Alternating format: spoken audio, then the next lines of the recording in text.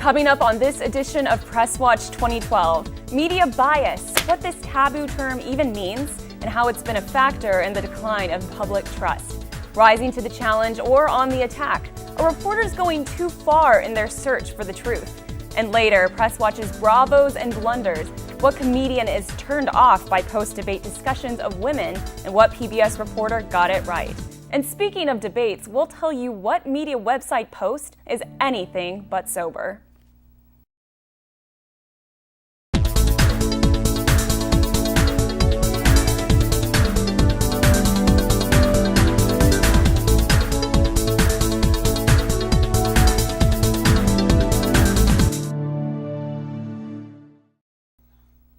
Welcome to Press Watch 2012. I'm Rachel Morse. Press Watch is a production of the Mass Communications Department at Oklahoma City University, made possible by the Ethics and Excellence in Journalism Foundation.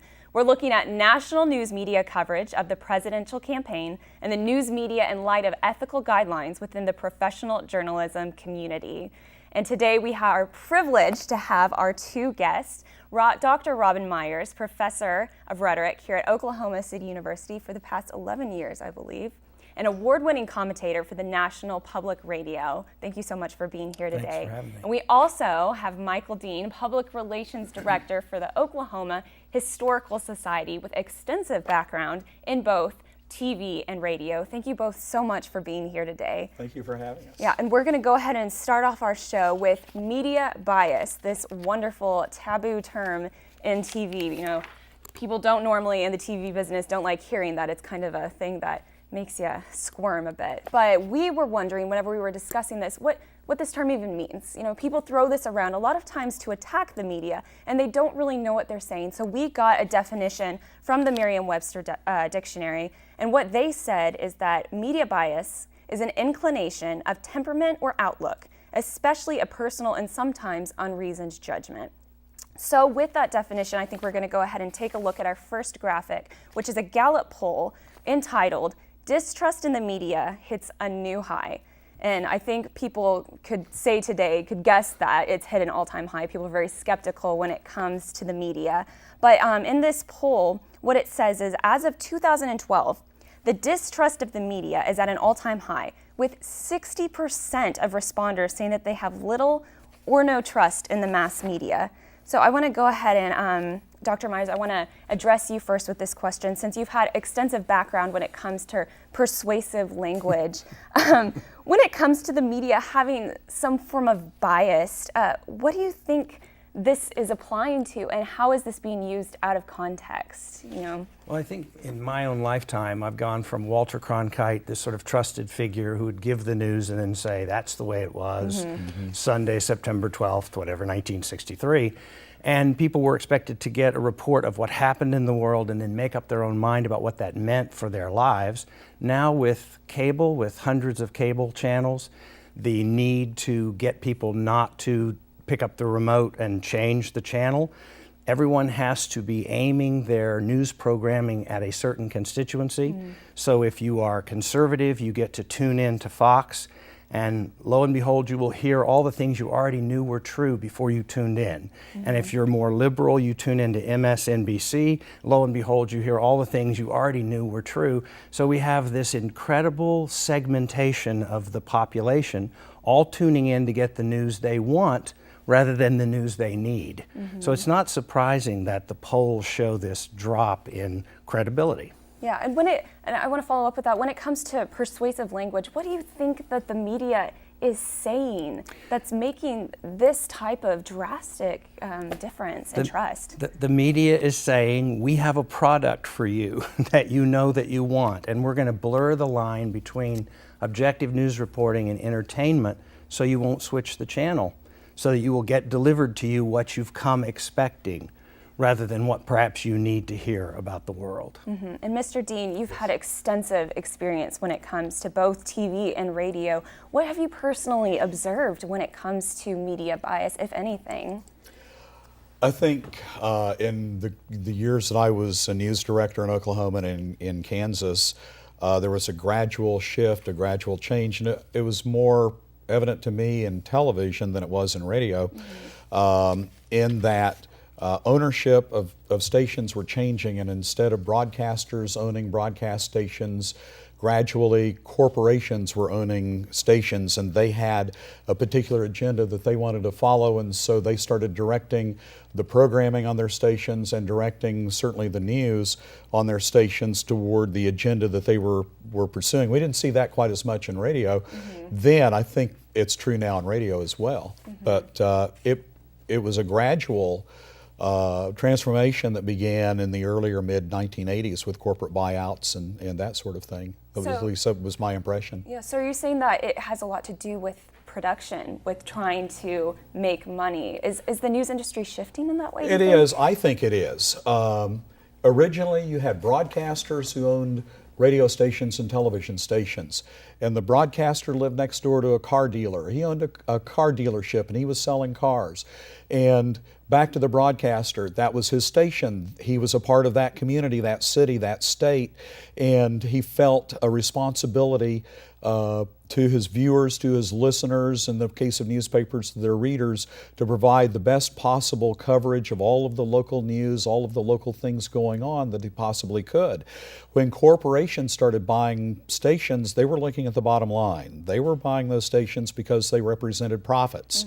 And because they were corporations and because they had many different things that they were involved in, businesses that they were involved in, they could use their stations to promote a business. An example that I have read, and I don't know how true this is, when General Electric bought out NBC and MSNBC, they started heavily promoting healthcare. In fact, they had a website that was dedicated totally to healthcare news and that sort of thing. One of the largest divisions of the General Electric company is their medical manufacturing division. So they certainly had something to promote, and that's what they were trying to do, I think. And whether it's promoting a business or, your own opinion, we've definitely seen an increase of that. But what's interesting is when we're talking about bias, a lot of people point that towards the mass media. Well, what does that even mean? What is the mass media? You have so many forms of communication, right? So I want to go ahead and bring up our second graph, which is a Pew study entitled "Cable Leads the Pack as Campaign News Source." Now, we have a lot of people who are complaining about a biased media, but when you talk about cable, this is where your opinion shows come in. This is where you have people with very specific opinions. So I want to go ahead and address you again, Mr. Dean. What connection do you think this consumption of the media has to do with people's perception of bias? It's exactly as Dr. Myers just mentioned a moment ago, the diversification of the media. You have the mainstream media on the local standard television stations, and you have cable media. You also have Twitter and Facebook and all these other social media sites, but people who are going to cable news are going to typically watch what they want to watch. If they may watch MSNBC, they may watch CNN, they may dislike Fox, or they may love Fox but they hate MSNBC, and so what they're watching they may not think is biased, but the other ones are biased, regardless of where they are in the spectrum. And I think that may be where some of this discord comes from. And I want to go ahead and keep this discussion going, but we'll take a quick break and then we'll talk more about what we're finding on cable news exactly. Coming up on Press Watch, reporters trying to cut through the spin. When is it done right, and when is the interference and opinion play? That's next.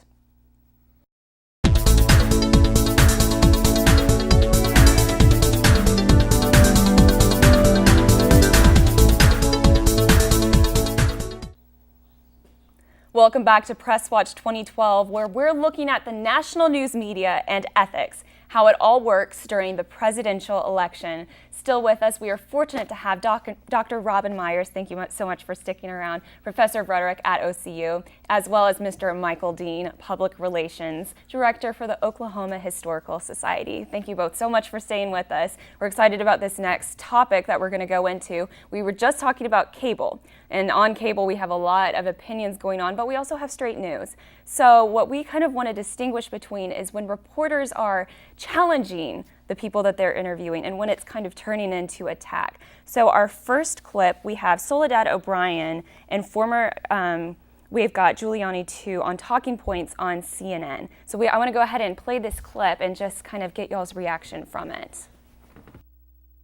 He's even saying that after weeks it would be even talking about weapons of mass destruction. It took years before they were even able, and they still don't have the right answer, that by jumping on so quickly and expecting sort of accurate final answers within weeks is I guess unfair in a way. This is what?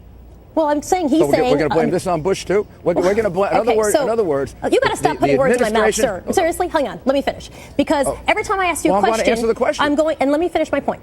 Every time I ask you a question, you like to push back as if somehow the question that's being posed to you is unfair. It's not. I'm a journalist. You said some things. I'm trying to get some accurate responses from you. You are welcome to answer. Go ahead. Well, yeah. And what was his answer? This is the problem when journalism gets confused with entertainment, and when journalists become the sort of object, the center of the attention, and conceive of themselves as being the ones pushing the agenda rather than just asking the questions. I really thought, irregardless of what one thinks about these two people or the position of the issue being discussed, I thought she was sort of over the top in the way she asked it. She should have just asked the question and let him answer. Absolutely. And clearly she was angry because she was trying to ask a question that she didn't feel was being addressed. And Mr. Dean, where could she have gone right in this situation? What would have been a better response? I think if she had, she was visibly angry.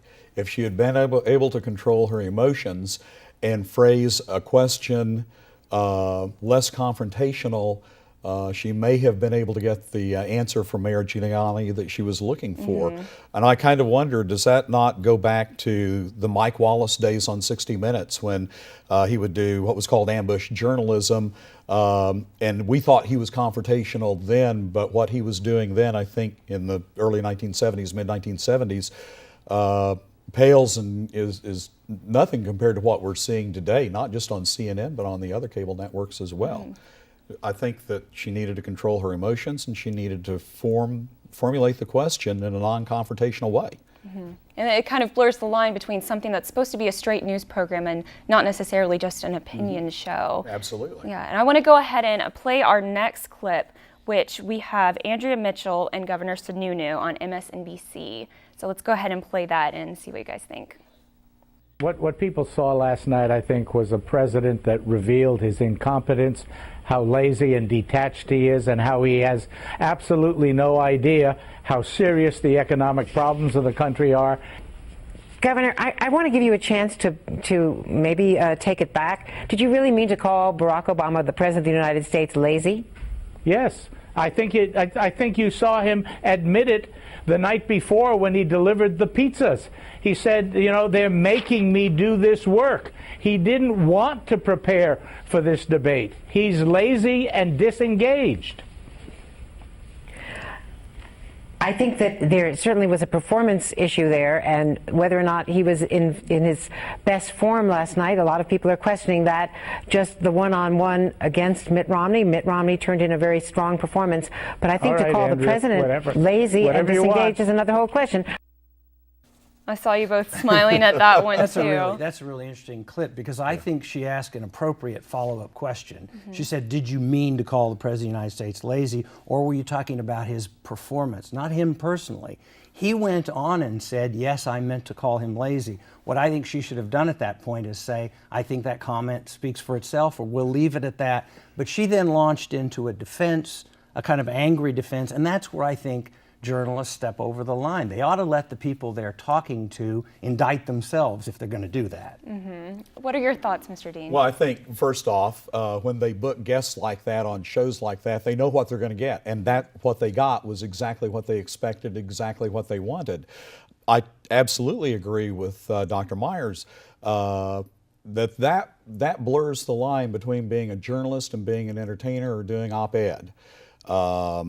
And I think we're seeing more of that on the cable channels. And so I think people, when they watch the cable channels, they need to know that's what they're going to get. And there's a thing in our society that we have to sort of let come to the surface, and that is that we like to watch people get into fights. I mean, we have true. people voted off the island, and we have people who make it Dancing with the Stars and don't. There's this constant conflict theme running through entertainment, and the more journalism becomes entertainment, the more of those kinds of cultural problems are going to soak into what we're doing as journalists, and it's just unfortunate. What would you call this, entertainment or news? I would call it a combination, but it is tending toward entertainment, and as it trends toward entertainment, it becomes more biased, less authentic. More of the questions become about trapping people or getting them to say something stupid, or just have people get into a fight, which apparently we enjoy. And it brings ratings, and that's Yeah. why And you they're don't doing switch it. the channel. You'll switch to somewhere where there is a fight going on, which is more exciting, apparently. So, Absolutely. Where's Maury Povich? when we need him, yeah. Right. Would you say it's a vicious cycle because we're wanting media who aren't biased, Right. But we like watching this, Right. Which is a biased media. If ratings are the idea, then of course it becomes a race to the bottom, as it were. When there were 3 major TV stations and public television, people could pick among a very small number of choices and get their news. Now that they can pick among hundreds of different possible venues, then they're going to target segment according to their appetites and desires and so forth. And so you have to play to your base, exactly the way politicians play to their base. So once you do that, the world becomes less and less objective and more about sort of complete bias in the way you deliver information. And I miss those days. I miss the days of watching channels 4, 5, and 9 in Oklahoma City, and it didn't matter which station you were watching, you were going to get the news. And it was not news with a slant or whatever.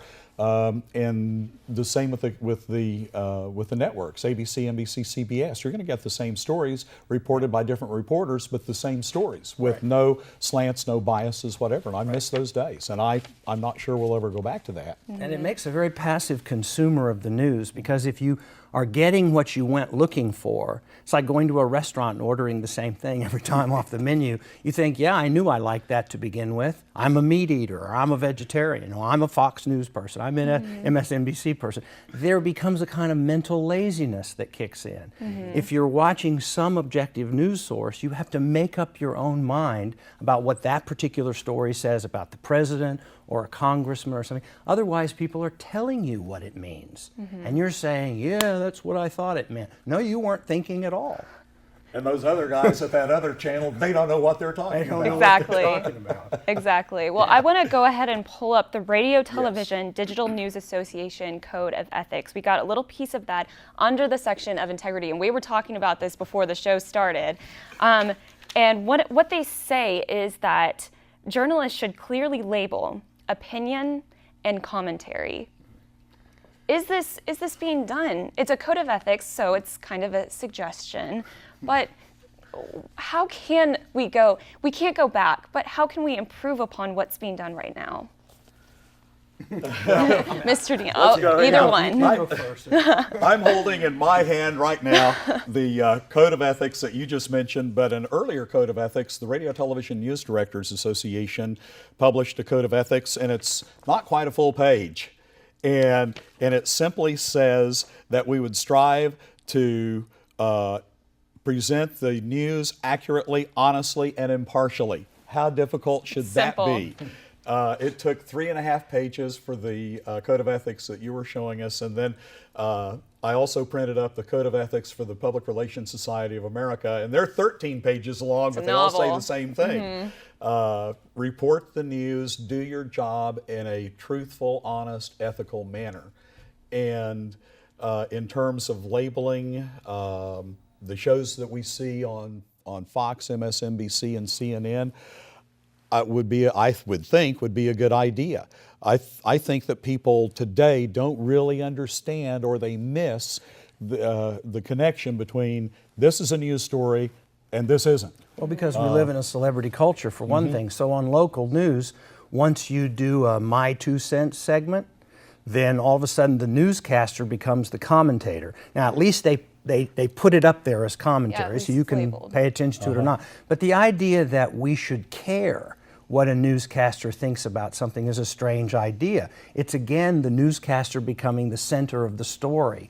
And I don't like it when a newspaper puts an endorsement for a candidate on the front page. That's also a sort of a journalistic no-no. Turn to the opinion page if you want to see what the paper thinks you should do in terms of voting.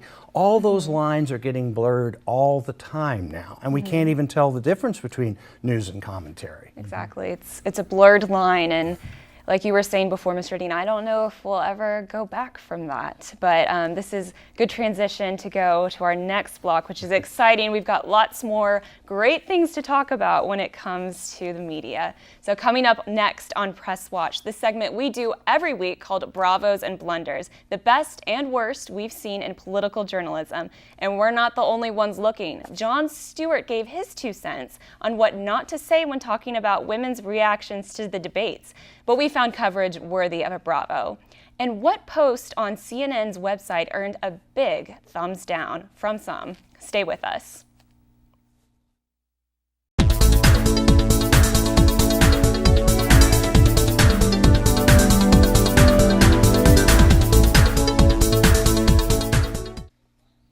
Welcome back to Press Watch 2012. It's time now for Press Watch's Bravos and Blunders, example of the best and worst we've seen in journalism recently, which we'll discuss with Dr. Robin Myers, professor at OCU, and Mr. Michael Dean, PR director for the Oklahoma Historical Society. Thank you both so much for staying with us. Thank you. I love this part. I absolutely love this part, so I cannot wait to show you this one clip. We've been digging around trying to see the best and worst, but we had help from Jon Stewart on The Daily Show. One thing that we saw was a lot of people talking about women after the second presidential debate. So I'll go ahead and play the clip and let you guys see what we're talking about. But not that it mattered anyway, because apparently during this debate, the ladies had already left the building. It was just too much testosterone, like two roosters going at each other. That could turn off women. One thing women voters don't like is a bully. As a turnoff for women. A lot of women in America, I'm not sure they're going to be turned on by this debate. A lot of women turned off by that. I wonder if suburban women were turned off. Interesting, and I want to play this next clip before we go into that discussion, and I can't wait to discuss this with you guys. But we wanted to find somebody who did it right. So we had a PBS reporter who, in our opinion, when we watched her, I wasn't turned off by what she said. So let's go ahead and watch. A couple different things. They were not all that interested in the response that the president gave about how Mitt Romney and George W. Bush were different, whereas that really trended on Twitter. A lot of partisans were very exercised about that. And also they were very frustrated by the working of the ref with Candy Crowley and talking to her about not being enough time. That's what women did not like to see tonight. And I think what she did that was different is there was specific language that a lot of these reporters used in the clip that Jon Stewart referenced. So I just kind of want to talk with you both about that. I think you were about to say something, Well, Dr. Myers. Part of the problem with the 24-hour news cycle is that every minute thing has to be stretched to fill time. So you end up talking about the body language, which is not unimportant, but you make it into this huge thing, and then that backfires on you. And as far as Jon Stewart's concerned, if my students hear me say something about what was on The Daily Show or Colbert, they're right with me. So we live in a society in which real news is so fake that it's fake news shows that students are watching to get real news. So that we could do a whole show on that. Exactly. But that's the problem. That's the problem with we make and everything's breaking news. Even if it's a monkey that's wandered away in Florida and is loose, it's breaking news. So it's like the boy who cried wolf. Everyone begins to pay no attention to the sort of hyperbolic rhetoric of news because everything's a breaking story. Everything is huge, and people know that is not true. Absolutely. Mr. Dean, when it comes to women being turned off, what do you think the appropriateness level is of that language when it's used? I don't think it's appropriate. How do you prove women are turned off 10 minutes, 5 minutes, 60 seconds after a debate? Where's your research? Where are the facts in this? So I just, it says, Dr. Myers says you have to fill time and you have to look at every little microscopic thing that was done, that was said, and then turn it into the days, the hours, the minutes' biggest giant story. I also think it diminishes women to have such a narrow view of what they were paying attention to. It's almost like putting But them you in can a do box. that with any of the population segments. Absolutely, absolutely. What difference did you guys see between the clips that Jon Stewart presented and the PBS reporter? What could they have done better when they were discussing women? Either one. They, where to begin? Yeah. They could have taken the comments that the president and the two candidates were making, the comments that they made that were specific to women, and talk about those comments, but without adding in that this turned women off, this might have turned women off, this was good, this was. How do you know? Yeah. There, I think, was a professional way and an ethical way to do that, and they didn't.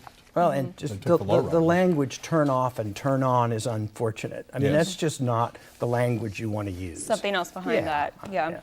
Well, I want to go ahead and go to our blunder for this for this show. This is my favorite thing to look at. Okay, so CNN, professional news site. After there have been a lot of drinking games, this is true of just about anything now in today's culture, a lot of drinking games have been trending and going around. Well, CNN decided that they wanted to go ahead and go with it. So for the second presidential debate, they posted up on their website an official CNN drinking game. And the only caveat in this game, which was tongue-in-cheek, is that it said pick your favorite beverage, be it wheatgrass or whiskey. And some of the rules in this presidential debate Hydrate, included taking a sip if the candidate mentions middle class, and I think SIP stands for something else probably, chugging for the duration of the handshake, and sipping each time a candidate says the American people. And I put this on their website. On their website, yes. Again, this is entertainment. This is something to make watching the debate, which might otherwise be boring to lots of people, more fun because people get drunk. I mean, this is exactly what we're talking about. That sort of diminishes the whole credibility of the idea of reporting important news to people. It certainly shows, I think for some people, it shows their news value or their lack of sense of news value. Right. And you know why they're putting this on there? It's because eyeballs are going to go here. Yeah. People are going to click on this. It's a fun, funny thing, but it's not news. And I think it takes away from their website as a news website. That would belong on the Lost Ogle. Well, yeah. Why would we think the ratings for news are going down when we look at this? Yeah, exactly. We should know why they're going down. Exactly. Yes, and then asking, what do you remember from the debate? Right. I can't remember anything from the debate because I took too many sips every time too many middle sips, class too many was mentioned. My wheatgrass was just too much for me. Right. Where do you draw the line? If news networks are starting to post things like drinking games on their websites, where does it end? Well, I'm not sure I want to know where it ends. I don't know, but I think as consumers we have the ultimate power to switch to a more legitimate source of news. And until the ratings change, I mean, we are all consumers. So we all encourage the wrong behavior by consuming the wrong behavior. So ultimately we have to make these decisions as consumers of news and just turn it off if it's gotten silly. That's how you affect change in the broadcast industry or any other kind of industry. Is if you don't buy the product's going to go away. Right. The manufacturer is going to figure out that this is the wrong thing to do. In the case of CNN or the case of the broadcast networks, they'll figure out at some point people are not watching their shows, people are not going to their websites. Right. And so something needs to give. And we all say we hate negative ads. You ask anybody on the street, what do you think of all these negative ads? Oh, they're terrible. You know why there's so many negative ads? Because they work. And they remember them, and they know which ones are terrible because they can tell you. So as long as the drinking game is working, I suppose we'll have the drinking game. Exactly. Yeah. It's a sad reality, but it is a reality that we have to live with. Well, I want to thank you both so much for coming on the show today. We had a great show. Thank you both so much for your expertise and being willing to talk to us today. That's it for this episode of Press Watch. Thank you both to our guests for coming today and joining us on the show. Press Watch is a production of Oklahoma City University in partnership with the Ethics and Excellence in Journalism Foundation. We'll do this again next week. See you then.